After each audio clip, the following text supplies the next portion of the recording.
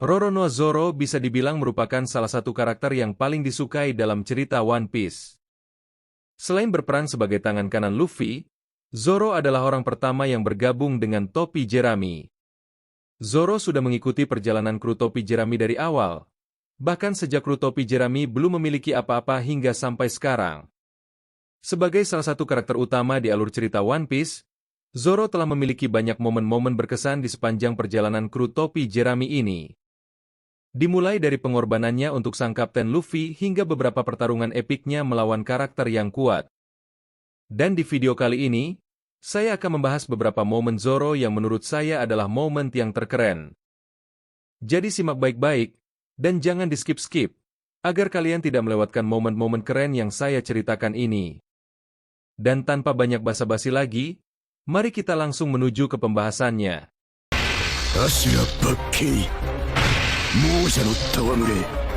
Yang pertama, menahan rasa sakit sang kapten. Kru bajak laut topi jerami benar-benar kewalahan ketika mereka bertarung dengan Gekko Moria di Thriller Bark. Meskipun pada akhirnya mereka memenangkan pertarungan, mereka tetap saja harus bertarung habis-habisan untuk menumbangkan sang Shichibukai. Meskipun Moria sudah dikalahkan, sayangnya pertarungan belum berakhir bagi topi jerami. Hal itu dikarenakan Shichibukai lain seperti Bartolome Kuma datang untuk memusnahkan topi jerami. Namun, kru topi jerami sudah sangat kelelahan karena telah bertempur habis-habisan, sehingga tersisa Zoro yang menjadi satu-satunya yang bisa menghadapi Bartolome Kuma. Saat itu Kuma berjanji kepada Zoro bahwa dirinya tidak akan menyentuh topi jerami, asalkan jika Zoro mau menerima rasa sakit kaptennya.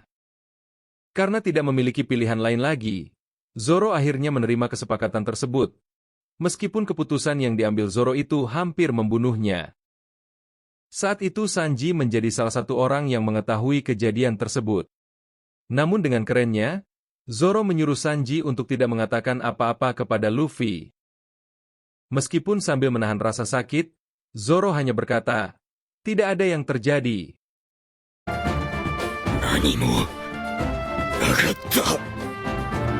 Kedua, saat menantang Dracul Mihawk berduel.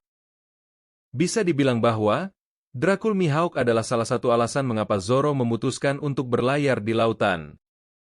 Demi menepati janjinya kepada teman di masa kecilnya yaitu Kuina, Zoro ingin sekali mengalahkan Mihawk dan menjadi pendekar pedang terkuat di dunia. Sayangnya, pertemuan pertama mereka terjadi terlalu cepat. Zoro bertemu dengan Mihawk di Barati, ketika topi jerami sedang bertarung dengan Don Krieg. Meski Zoro sudah tahu kalau Mihawk levelnya jauh lebih tinggi, tetapi Zoro tetap tidak gentar untuk bertarung dengannya. Dan hasilnya pun sudah bisa kita tebak. Mihawk mengalahkan Zoro hanya dengan menggunakan pisau kecil dengan mudah. Namun, hal yang mengesankan dari scene ini bukanlah dari seberapa epik pertarungannya, melainkan keberanian Zoro itu sendiri. Dirinya tidak takut untuk bertarung dengan seseorang yang belum bisa ia kalahkan. Ditambah lagi, Zoro lebih baik mati ketimbang melarikan diri, karena sifat pengecut adalah aib bagi seorang pendekar pedang sejati.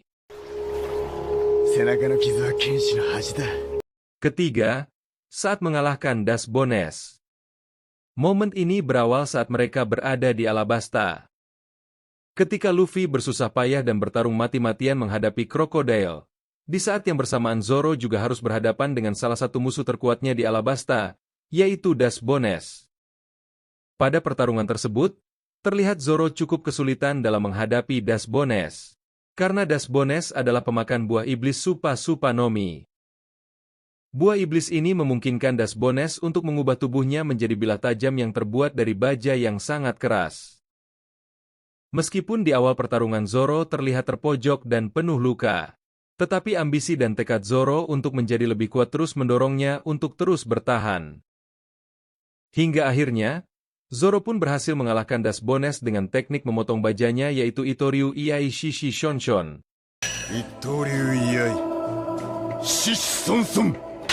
Keempat, memberikan luka permanen pada Kaido. Kita semua pasti tahu, Arc Wano adalah salah satu perjalanan dan pertarungan terepik kru topi jerami di sepanjang alur cerita One Piece. Di Arc Wano mereka dihadapkan dengan musuh yang sangat kuat, yaitu Kaido, dan para anak buahnya. Kaido telah dikenal sebagai salah satu Yonko terkuat di dunia bajak laut. Dirinya telah dieksekusi berkali-kali, tetapi tidak ada satupun senjata yang dapat melukainya. Hanya Kozuki Oden-lah yang diketahui sebagai satu-satunya orang yang pernah memberikan luka permanen kepada Kaido. Hingga pada saat berada di Onigashima, Zoro ingin menyelamatkan kaptennya yaitu Luffy, yang dimana saat itu Luffy sedang terbaring pingsan karena kehabisan tenaga. Karena kesetiaannya kepada sang kapten, Zoro sudah tidak punya pilihan lagi, kecuali harus berhadapan dan bertarung melawan Kaido. Dengan menggunakan pedang yang pernah digunakan Oden yaitu Enma, ia melapisi pedangnya dengan Haoshoku Haki. Di momen inilah, Zoro berhasil memberikan luka permanen kepada Kaido. Dengan menggunakan teknik Ashura Bakei, Zoro mampu menebas tubuh Kaido dan meninggalkan luka di tubuh Kaido.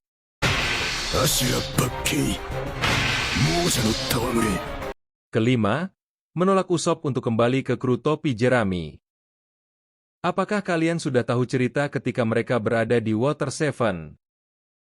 Episode ini merupakan momen yang sangat emosional, sekaligus memperlihatkan seberapa besar Zoro menghormati kaptennya.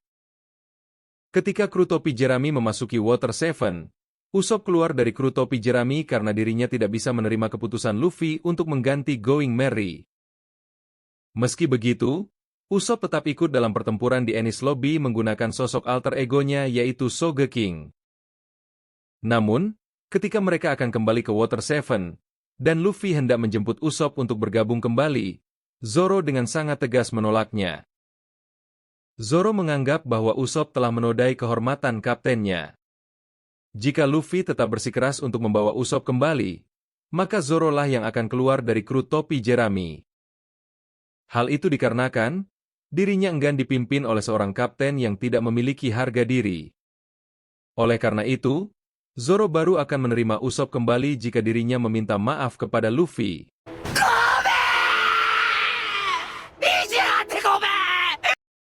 Meskipun terkenal karena tingkahnya yang absurd dan dikenal sebagai si buta map, Zoro juga memiliki beberapa momen berkesan yang membekas di hati para penggemar.